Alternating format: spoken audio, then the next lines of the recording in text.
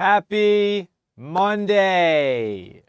Welcome back to Dappz Live. I am your host, Dappz, with the almighty and powerful Ethan. And I mean, is everybody so happy that football is back on television? We had Thursday night. We had Friday night. We had Sunday night. We have Monday night tonight. It's not going to stop. How many months? 6 months? 7 months? How many months of football? September, October, November, December, January, at least 5 full months of football into the Super Bowl. We're all just happier people, aren't we? Aren't we just happier people? Week 1 is almost in the books, and we have most likely seen the greatest game of the season already. Thank you, football gods. Bills, Ravens last night was absolutely insane. Fantasy, gambling, momentum, hype. 2 former MVPs facing off against one another. Bills take the game 41-40 on some, we'll call it questionable happenings in the game. Both of these offenses looked absolutely unstoppable. Both of the defenses looked suspect.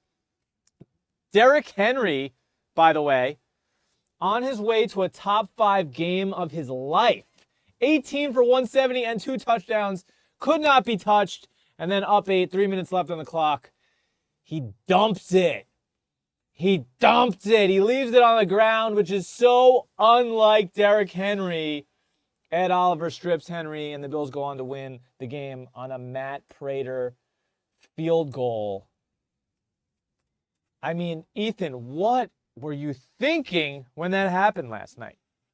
I mean, the football gods let us have a good game, you know. The NFL uppers put in the script saying, good comeback, good week 1 game, let's get the ratings up. We all had a feeling the Bills would win this game somehow. I mean, it's classic Ravens who just blow big games. So I wasn't surprised it happened. I have a feeling it was more like the NFL script heading that way. Well, listen, I said while we were watching the game, Dylan and I were upstairs last night, and they were down 15. I think it was 40-25 at the time. 8 minutes left, 6 minutes left, something like that. And I said, don't be surprised if Josh Allen comes back. And by the way, I would have said the same thing about Lamar Jackson. Both of these guys, 40-25 with 4 minutes left, by the way. It wasn't 6 minutes. It wasn't 8 minutes. Josh Allen doing Josh Allen things. But there was a really interesting debate on Barstool earlier this morning. And they asked, who would you rather be right now, the Ravens or the Bills? And a lot of fans right now are going to go, oh, Bills. Of course it's the Bills. You want to be the Bills. They won the game. The Ravens dominated the game. They were in complete control the entire time. Derrick Henry looked like a man amongst boys. And by the way, this dude's over 30. He already set the record for most rushing yards by a running back over 30 years old. And now he looks even more unstoppable this year. I mean, I was playing him in fantasy, and it was like they gave him the ball, boom, touchdown. It was absolutely insane. So 2 things happened in the game last night that really led to the Bills' win. One of which was that touchdown that got tipped. Keon Coleman, I think it was Keon Coleman who ended up catching it. It was either him or Josh Palmer. Now, if that ball doesn't get caught off that tip, game's over. And then, so that's like a 1 in a million happening, right? Like, what are the chances that on 4th down, ball gets tipped, gets caught that way? Very, very difficult to happen. So the Bills needed that to happen. And then they needed Derrick Henry, who never fumbles, to fumble with 3 minutes left, who has 200 yards on the ground. I mean, absolutely insane. 2 touchdowns. It felt like he had more than that. It felt like he had more than 170 and 2 touchdowns. That's how well he ran the ball. Do you think that if this game were to be played again next Sunday, Ethan, do you think the Ravens would have won? Yeah, I think if this game gets played every week, it ends the same way, just a shootout. No defense played, just the two of the top 5 quarterbacks in the league just airing it out. I mean, there wasn't much stopping these teams from just running over each other. My opinion, both these teams don't have a big future. Like, this was a good game, but both these teams with this defense aren't going to last forever.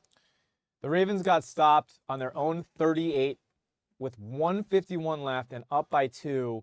Do you have a problem with them not going for it? No, because if they went for it and they missed, they would call it a stupid call either way. You can't go, if you're only up 2 points, you can't give them the ball back in field goal territory. There's way better odds of you kicking the ball off and actually playing defense. I mean, on paper, you look at that Ravens defense, it is stacked. They just don't, I don't know. Well, also the other thing is, if you give them the ball back on the 38, it's not like you're up 4 points or you're up 3 points, right? a field goal wins it for the Bills. Yeah. So I'm not of the opinion that they should have went for it on that play. What they should have done is not fumbled the ball, and act of God somehow prevented that tip touchdown from going in. Which, by the way, it seems like the Ravens did everything they were supposed to do, tip the ball.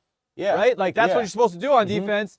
Just very, very unlucky, very, very unfortunate for the Ravens. And what I thought was hysterical, though, is this is called the Lil Bro game because neither of these teams can beat Big Bro. Exactly. Kansas City Chiefs. Yes, sir. Moving along to our favorite quarterback in the NFL, Aaron Rodgers. We're never going to stop talking about Aaron Rodgers. And listen, for those of you who don't know, I am a Jets fan, so I get to talk about this from the perspective of bias, and I think you'll be surprised at what I'm about to say.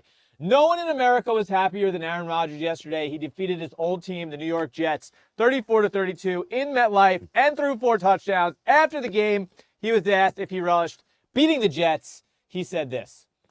You spoke about the meeting with Aaron Glenn on McAfee a few months ago. Beating him, is there significance in that since he basically told you to your face that he didn't think you were right for that team? Yes, that's what he did. So there's significance in beating him for you?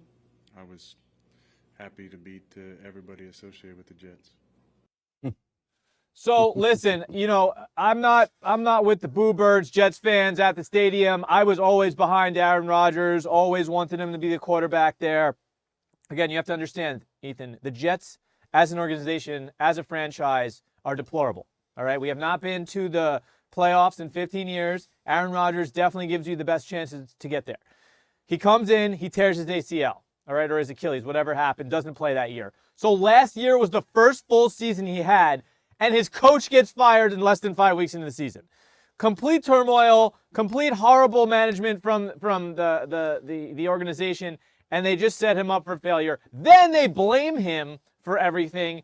Then they hire a new coach, Aaron Glenn, former cornerback for the New York Jets, former defensive coordinator for the Detroit Lions. So we got to talk about the Lions later in the show, by the way. They don't have their offensive coordinator. They don't have their defensive coordinator, and it looks like they're in trouble. Now we get the defensive coordinator, Aaron Glenn. But guess what? Aaron Rodgers says he goes into the Jets' offices basically thinking, we're going to talk about what the potential future looks like for me as a New York Jet. And Aaron Glenn basically tells him, we don't think you're a good fit for this team. There's the door, buddy. And I think why Aaron Rodgers was so upset with this was because he was in California or he was out of state, and this could have been a phone call, and they had him fly in to tell him that. So, again, I don't think Aaron Rodgers has been treated in the right way by the New York Jets, especially dealing with an injury in his first game. That's not anybody's fault, all right, especially not Aaron Rodgers. The New York Jets have never had a quarterback up to the par of Aaron Rodgers, and I think he showed what he's still capable of yesterday on the field. The Jets actually looked great. They were moving the ball down the field. Justin Fields looks great. Breece Hall is running at a different speed. Garrett Wilson looked awesome. Their defense did not look great, which we're supposed to have a top 10 defense. That did not look like a top 10 defense to me. Rodgers diced us up. I think we really lost, though, because Gibson fumbled the kickoff. That's what happened. It's definitely unfortunate. So moving right along to a NFC West matchup. Jake Moody. I don't know if you know about Jake Moody, Ethan, but Jake Moody is a dead man. He missed a 27-yard field goal yesterday, had a blocked field goal, and barely made a 32-yard field goal, which, if you're counting, is 1 yard closer than the PAT. So last year, Jake Moody missed 10 field goals. His field goal percentage was 70%. That's a good chunk below the average. All right? If you want to be in contention for a playoff run, you cannot have a kicker like Jake Moody. Are you confident in the 49ers with Jake Moody as their kicker? I'm not confident in the Niners whatsoever. Them having a bad kicker is just an addition of misconfidence in them. They still ended up winning the game, and it's because they have probably a top 3 coach in the league. They're going to get through, and they're going to rub out some wins, but I don't see them as a long-term team with this kicker or this quarterback or this team in general. Yeah, I will tend to disagree with that statement as a whole. I think they won by, what did they win by, Dale? 4? What was the final score? They won because Howell blew it at the end. Well, sure, but also they won by 4. This dude missed 2 PAT Darnold. field goals. So they should have had 6 more points. This should be a 23-13 game. It should not matter whether Sam Darnold scores or not at the end of that drive. Listen, I think Sam Darnold, you're seeing who he really is again. You're going to see that in Seattle. He had a sweetheart deal with the Vikings. Great setup for him indoors. Justin Jefferson. JSN's great. He's not Justin Jefferson. So, listen, the Niners, I think they're going to make a little comeback this year. It might take a little while for them to get up to speed. But again, they have an elite defense. They have Fred Warner. They have Bosa. They're always good on D. Purdy, CMC got to shake some rust off. George Kittle got hurt.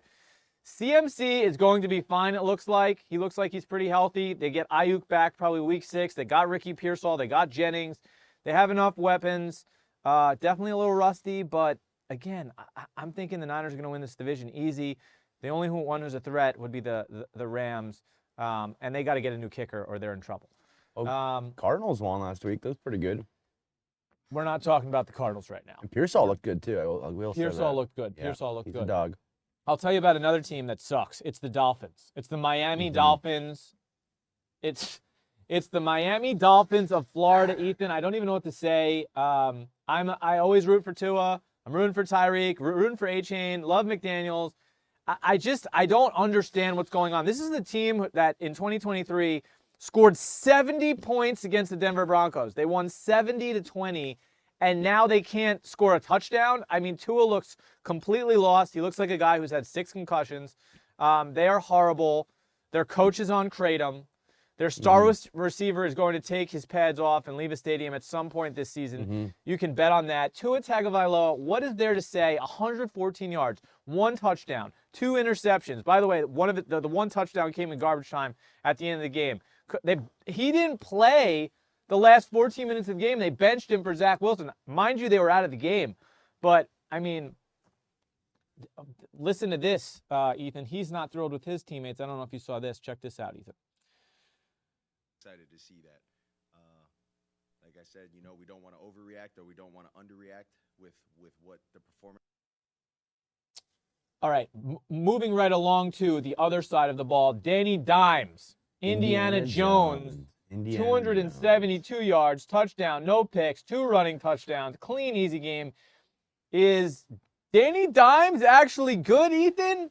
Or is the Miami defense bad? So there's 2 sides. One is the Dolphins aren't very good. McDaniels will be fired, and I can't wait to watch him throw a bitch fit. Tyreek Hill will be shipped out of the team this year. But the Colts are good, man. Indiana Jones, like I was telling you all offseason, is a good player. Like, you got to look. He's at the fastest time for any quarterback run ever. He has a pretty solid arm, and that team is just like a well-ironed machine. Like, they can run the ball really well. They play good defense. Like, it's not new that the Colts are a steady team. They finally have the quarterback they need where they can win some games. Well-ironed, well-oiled, it doesn't matter. Yeah, you know what we're talking about here, all right? Now, I personally think Danny Dimes sucks, but we'll see what happens. This is not a good test. Miami came out. Hopefully they bounce back and do something relevant. I mean, listen, I just want to see Miami score points because I have A-Chain in multiple leagues. But I'd love to see Tyreek also because I have him in multiple leagues. I just want to see a high-powered offense. I don't want them to win. I'm a Jets fan. I don't want to see the Dolphins win any games. But I'd like them to score some points. Let's get to some overreactions. Are you panicking at any of these, Ethans? We're going to go through them right now. The Bengals looked bad. Bad. Jamar Chase held to 2 receptions. Joe Burrow got rocked. Watch this hit. And the question is now, are we worried about the Bengals? Are we worried about the Bengals? I mean, I'm not really worried about the Bengals. I'm more worried about how good Myles Garrett is. Were you watching yesterday? Watch this right here.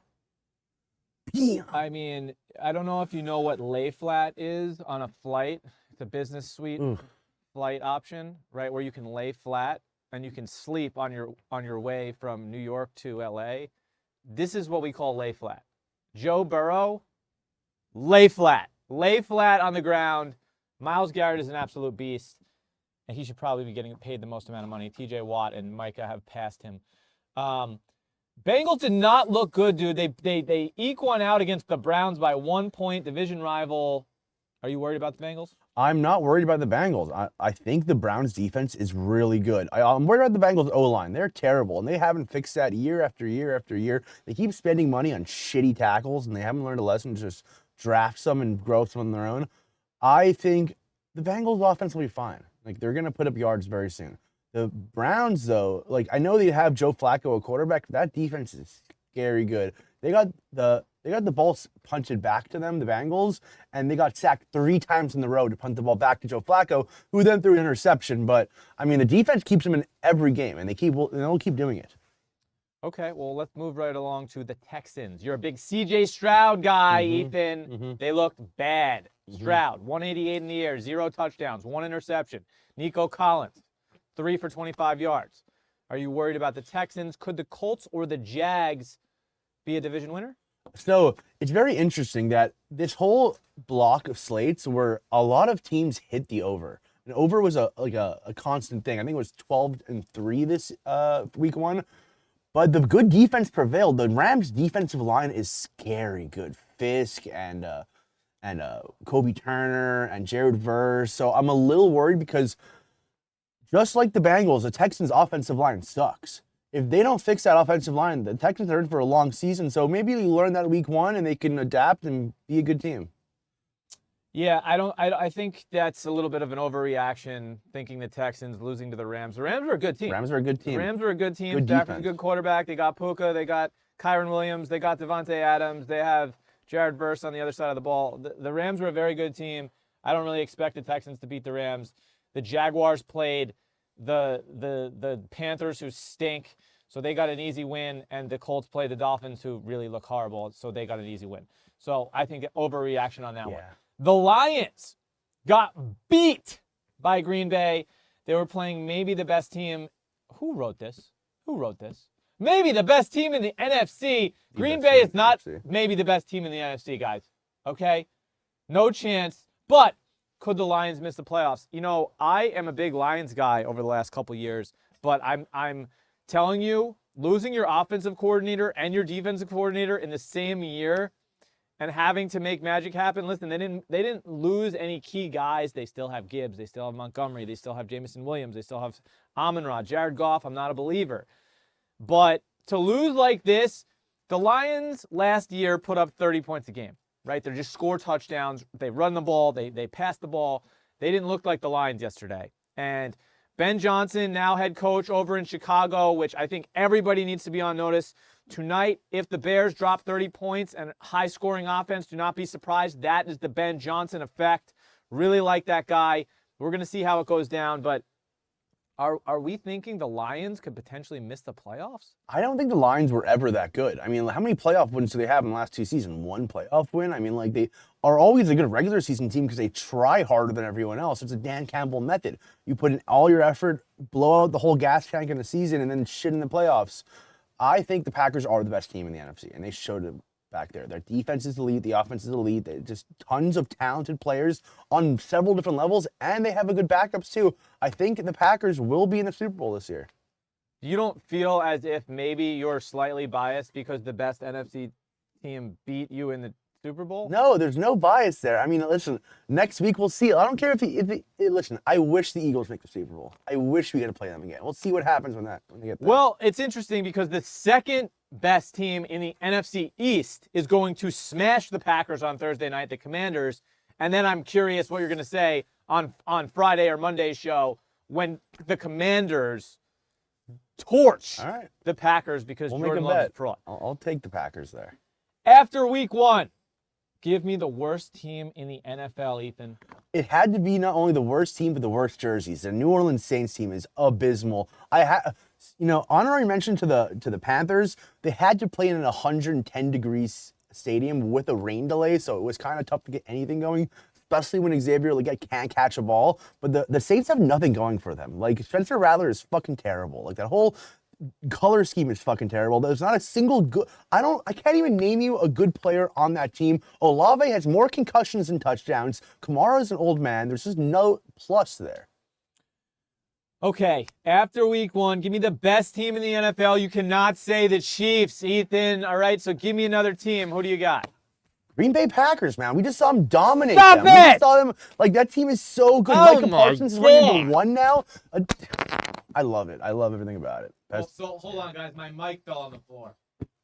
Well, actually, it's the Kansas City Chiefs, but I would get in trouble if I said that because they're 0-1. But All right, guys. This is absolutely insane. I can't get over this take, the Packers being the best team in the NFC. They've never done anything. They've never won a meaningful game. They have no statistic that could prove that they are better than a number of teams in the NFC. But listen, we've Jordan got to Love start is somewhere. 5-2 in the playoff. Okay, well, I'm going to quickly just run through a couple teams that I think are better than the Packers in the NFC. Okay? True. I think that the Eagles are the best team in the NFC. I don't really think that that's a fact, right? They're the Super Bowl champions. Okay. I think the Commanders, who are the second best team in the NFC East, are also better than the Packers. I think that if the Cowboys could get it together for a couple weeks in a row, I think the Cowboys are better than the Packers, all right? I think the Vikings had a better record than the Packers last year. I think that I can't say the Lions now that the Packers just beat them, but I do think they'll split them in the next game this season. So I'm going to say the Lions are better than the Packers too. I say the Rams, who have won a Super Bowl in the last couple of years, are also better than the Packers. And I think the San Francisco 49ers are also better than the Packers.